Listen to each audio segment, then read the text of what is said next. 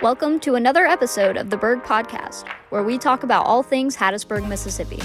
Also known as the Hub City or just the Burg, Hattiesburg is a bustling town in southern Mississippi. It's an educational, cultural, business, and medical hub for the region, and we're pleased to share stories from our community. On today's episode of the Burg Podcast, our hosts have a variety of stories to share, ranging from an interview with the advisor from WUSM, an eye-opening experience behind the wheel, and misconceptions on sorority life here at USM.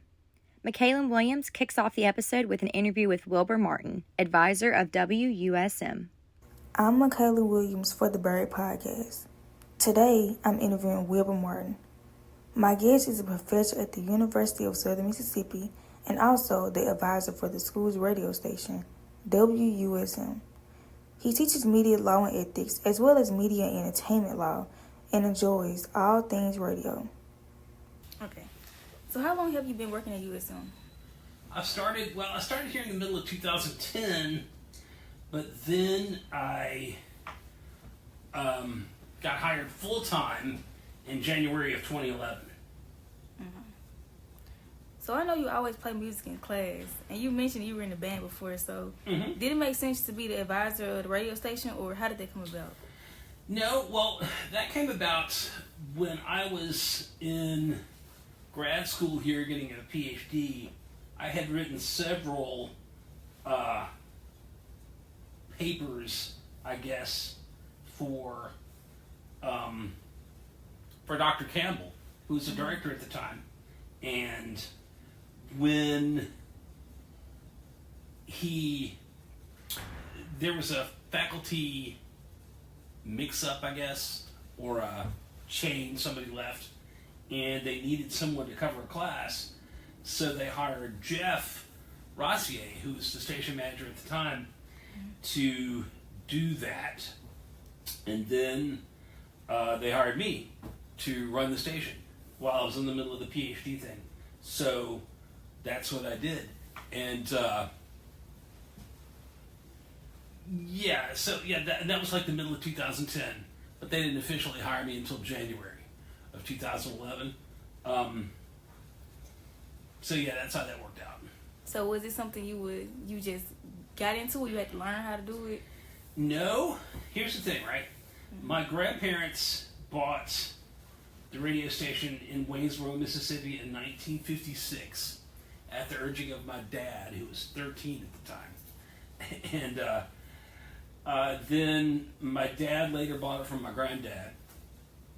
So I was involved in radio pretty much my entire life. I did my first radio shift when I was 13 and just loved it. I mean, and I still think radio is super important. And whatnot. And so I was hired and made a couple of different changes, but ran it since then here. So I've been doing radio since I was 13. So oh, that's cool. Yeah, it's a big part of my life. Yeah, I could tell. Yeah. So speaking of the show here, is the format of the show the same every time? Well, it depends on kind of what you're necessarily talking about. When you say the format of the show, do you mean Southern Miss Today, or do you mean what we do musically, or kind of what in specifically? Southern Miss Today. Southern Miss Today, the same format every time. That's a 30-minute show where we have some local news. We have a couple of raps, a student-produced one typically, and there's an oral history rap from the Center for Oral History, and we do an interview. So that's the same every time. It's sort of an ongoing thing. That started in 2010 with me, so I've kept that rolling with everything else that we've got going here, and it's actually been a really well-liked show. We won our first national awards through that show, That's pretty cool. But, so yeah, that's the same every day. Or Monday through Thursday anyway. Oh, yeah. So are you hands-on with choosing the topics and who people interview, or are students? No, we have students. Student producers deal with that. I'll hire a couple of student producers generally in the fall and in the spring. And usually they split it up Monday, Wednesday, Tuesday, Thursday. And they book the guests. They kind of do a pre-interview so they know, the hosts know what they're going to talk about and things such as that. And then we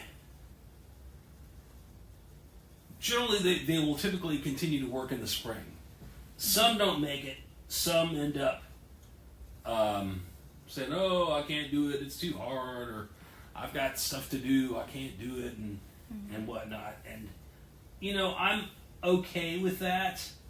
I'd rather people go ahead and do the entire semester, because that at least gives them a taste of how it works. And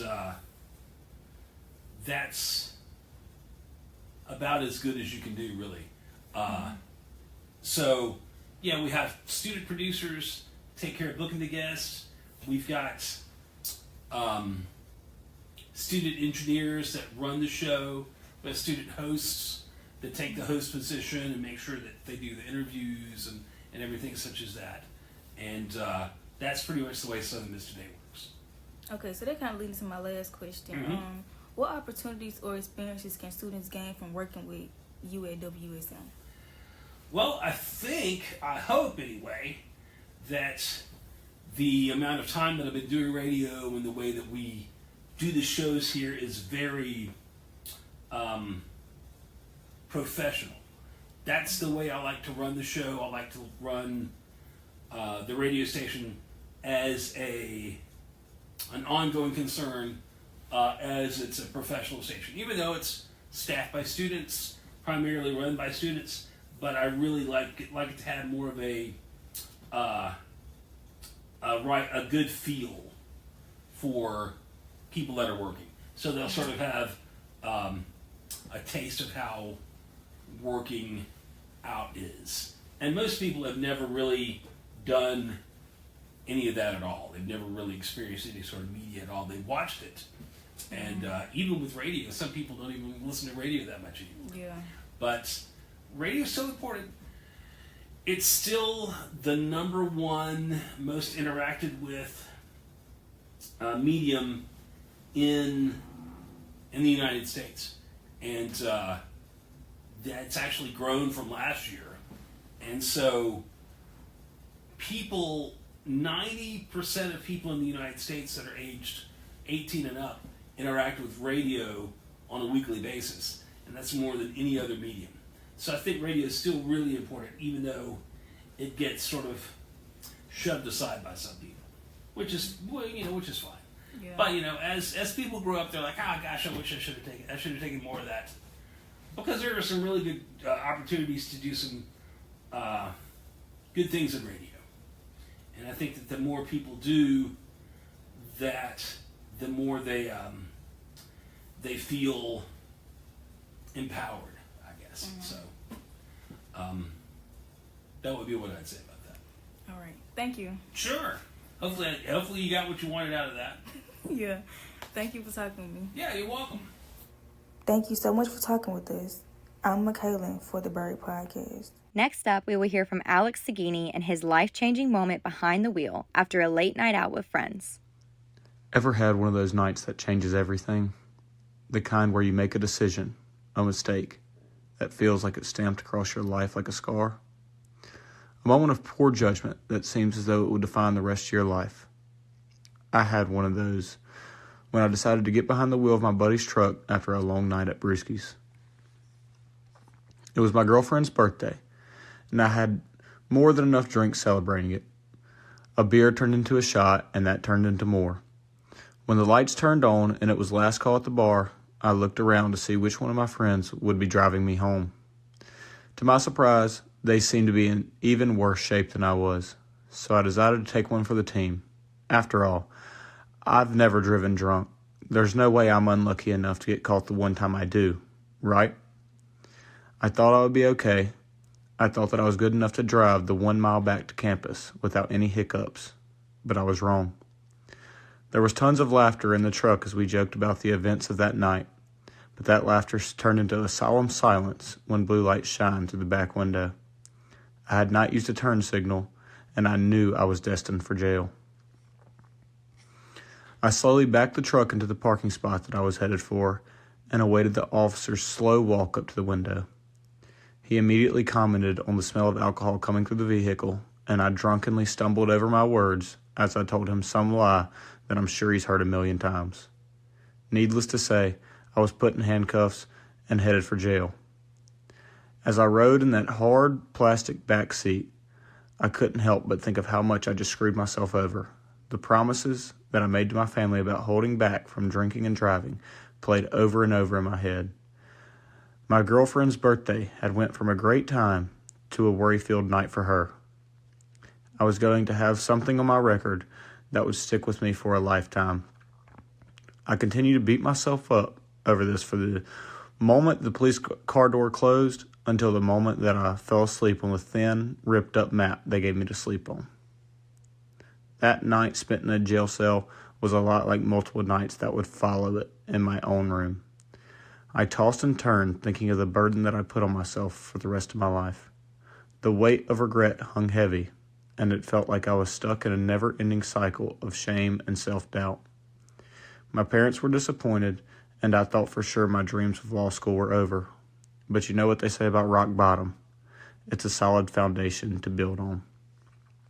So I made a choice to face my mistake head on, to take responsibility, and to find a way to turn things around. I decided that I wasn't going to let that one mistake stop me from achieving what I knew I could achieve. I told myself I was going to do whatever it took to put this mistake behind me and excel in life. And that's when things started to change. Slowly but surely, I began to pick myself up, piece by piece. DUI looks bad on a law school application? Okay, well, I had to test better to make up for it. Fines totaled to more than I had in my entire bank account? Well, then I guess I better start making more money. I refused to feel sorry for myself, and instead decided to be better in every way possible so that I could come out of this mess better than I started. So I hit the books. I raised my GPA. I scored high on my LSAT. I put my head down and worked a full-time job. And you know what else? I made it. Despite the setbacks, despite the doubts, I made it through. I received a near full ride to law school, and my DUI is paid in full. No matter how bad it seemed, I did not let one mistake define me for the rest of my life.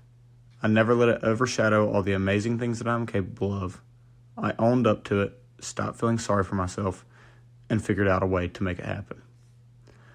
While I'll never drink and drive again, I know more huge mistakes await me in the future. That's just the way life works. But I know that no matter what happens, you just have to put your head down, stop feeling sorry for yourself, and make it better. I'm Alex Sagini for the Burg Podcast. Hannah Scott Back, the current College Panhellenic Council Advisor for USM, has worked to assist the Office of Fraternity and Sorority Life for many years. With her experiences involving Greek life, Hannah Scott Back has been able to help students to become involved, not only within their respective chapters, but in the Hattiesburg community as well. Abby Ankle has the story. Hannah Scottback is currently the College Panhellenic Council Advisor at the University of Southern Mississippi, where she plays a pivotal role in guiding and supporting USM's fraternity and sorority life community. Scottback has been a part of the FSL community for about 10 years. Part of that time as a USM student, member, and alumni of her own sorority, and the other working as CPC advisor for the past 2 years. Scottback's job not only involves helping students in their own Panhellenic chapters, but also to ensure that each student involved in fraternity and sorority life has the resources and opportunities to thrive academically, socially, and personally. I do think, as cheesy as this may sound, it's the students and the members who are the backbone and give me the purpose to do all of the busy work. I genuinely love seeing students like thrive and learn and figure out who they are and what their skills are. So that's probably the biggest purpose that I find in my job.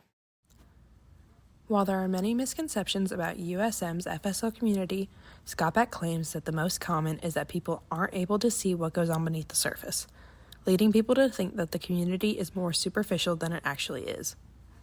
But there really is just so much depth to the community and its members.